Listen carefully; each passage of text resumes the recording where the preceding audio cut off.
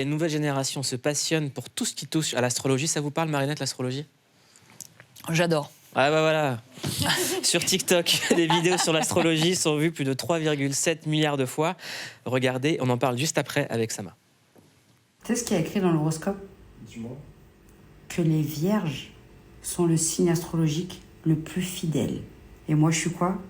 T'es vierge. Ah là là là. Alors les cancers, ils sont lunatiques. En façade, ils sont tellement doux et gentils qu'on s'y attend pas. C'est des grands malades. Voici mes 5 règles pour sortir avec un ou une vierge. Les vierges peuvent manquer de fun et de fantaisie et il sera donc opportun de leur rappeler de péter un coup pour croquer la vie à pleines dents. Si un scorpion devient subitement silencieux, ne parle plus, ne rigole plus et vous regarde mal, pas de panique. Il est juste en train de réfléchir à la meilleure façon de vous détruire. Alors, est-ce qu'il y a des gens ici qui veulent connaître leur horoscope de demain? Bah oui. Ouais. Charlotte, tu veux qu'on commence par toi? Moi, je veux bien, c'est Verseau. T'es Verseau? Ouais. Très bien, je vais te le dire. On m'appelle Didier Derlich. Concentrez-vous sur votre hygiène de vie, car aujourd'hui, vous avez peut-être brûlé la chandelle par les deux bouts ces jours et ces nuits dernières. Eh oui, bien sûr. C'est vrai? Ouais. T'as un peu déconné? Complètement. Ouais. Mais évidemment. Le sommeil et une détox sont très forcément conseillés. Ce soir, résistez à votre envie de sortir après les 12 coups de minuit. Ok, parfait. Tu vois, il me connaît trop. C'est toi? Ouais, c'est complètement moi. Roqueuse. Freddy, tu veux connaître? Ok, let's go. Même si je me reconnaissais déjà un peu là-dedans. C'est quoi ton signe? Sagittaire. Ah, le chevalier qui a sauvé Athéna. La lune du jour ne vous ménage guère et ramène à la surface des émotions de peur et de remise en question sur votre vie affective. C'est faux. Elles ne sont pas réelles et vous rappellent des histoires passées. Aïe, aïe, aïe. Ouais. Et si une envie de vengeance perdure, vous serez invité à vous en débarrasser. Pardonnez. Ok. Bon, bah, je vais pardonner. Ok. C'est très large, mais c'est ok. Très bien.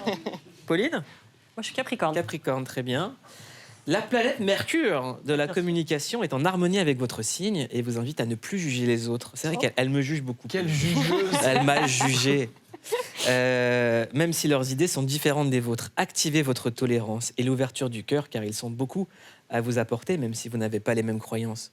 Oh, il était mesquin celui-là. Hein. Celui-là, il était dur. Hein. Ouais. Il y a du vrai ou pas là-dedans? Non. Ouais, tu nous as pas mis des notes là en nous jugeant là sur ton petit. Ta Sama? petite feuille. Vierge.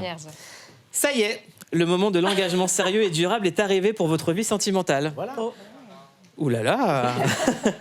Vénus, la planète de l'amour, est en harmonie et vous facilite la tâche. Moins critique et plus ouvert, vous regarderez l'autre avec les yeux de l'amour. T'es comme moi. Et si une rencontre toute fraîche était encore en examen, vous lui accorderez tous vos suffrages. Ah, quel gourou. Elle ne répondra pas. Alors, pourquoi est-ce qu'on y croit à l'horoscope, à l'astrologie? Alors déjà, ça fait déjà très longtemps, avant TikTok et avant Instagram, qu'on s'intéresse. Ça fait des siècles en fait qu'on cherche à déceler nos traits de caractère et classer nos personnalités, mais aussi définir et connaître notre destin. L'astrologie étant la méthode la plus populaire. Donc, est-ce que c'est une méthode scientifique? Alors, il faut savoir que c'est d'une science d'observation du ciel qu'on est passé à l'astrologie, qui progressivement est devenue un outil de déchiffrage magique des caractères des individus. Les 12 signes, qui résultent d'un découpage du cercle des planètes, donc du système solaire, sont associés à 12 types de personnalités caractéristiques. Le problème est que le point vénal, à partir duquel les astrologues compte les 12 constellations du zodiaque, n'a plus exactement la même position. En fait, il se déplace lentement parce que notre univers, il est en expansion.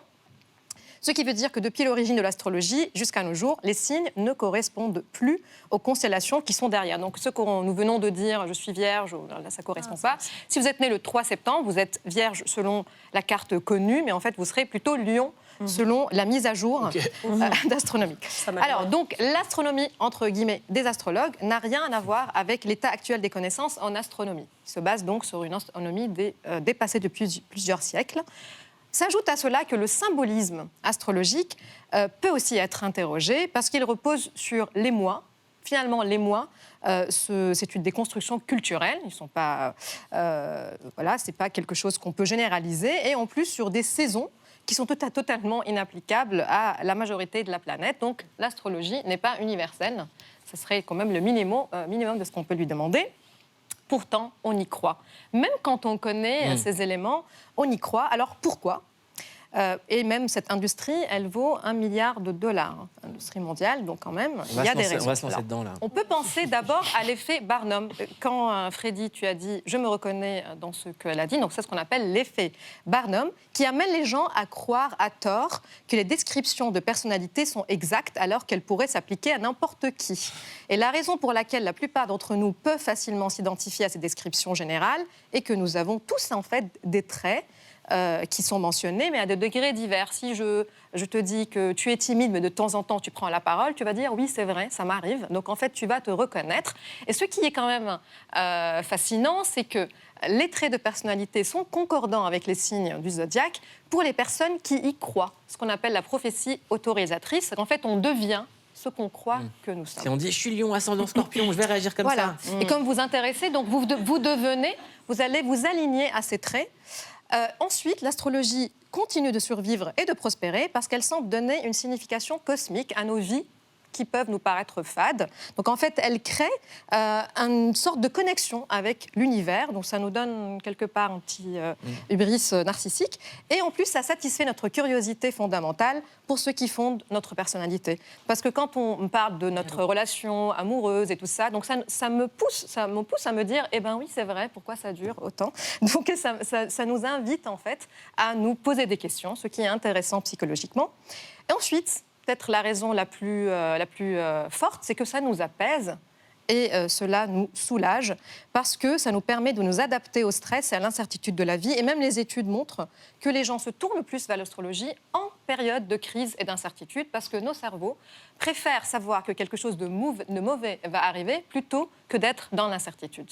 Et donc, c'est beau, c'est doux, c'est apaisant. On peut se demander, alors pourquoi pas, n'est-ce pas ? Alors pourquoi je suis en train de déconstruire ? Il y a deux bonnes raisons. D'abord, le système de signes permet à l'astrologie de faire croire aux gens qu'ils doivent s'efforcer individuellement d'atteindre certains marqueurs de succès. La propriété, l'avancement professionnel et les relations monogames sécurisées, n'est-ce pas ? Et donc, cet accent mis sur l'individualisme nous empêche d'imaginer d'autres possibilités de nous émanciper. Ensuite, la tendance de l'astrologie à offrir des réponses mystiques aux problèmes matériels promet bonheur, épanouissement, sans remettre en cause les structures sociales oppressives. Donc, cela individualise et dépolitise notre détresse mentale. Or, comprendre comment on attire les circonstances de notre vie ne va pas nous permettre, par exemple, de questionner les normes implicites, ce qui a permis à Marinette de faire ce qu'elle a pu faire. Donc la solution à ces problèmes n'est pas dans comment on s'améliore individuellement, comment on guérit.